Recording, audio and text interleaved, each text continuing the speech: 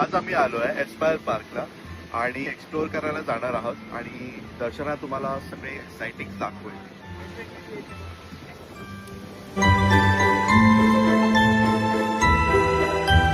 समर vacation मध्ये कोणते park दोहामध्ये explore करायचे असतील तर नक्की या पार्कला या. छान वातावरण आहे आणि खूप गरमी आहे इकडे. सकाळी 43 टेम्परेचर होतं एक्झॅक्टली. आणि आता इतका वारा सुटला पटतच नाही.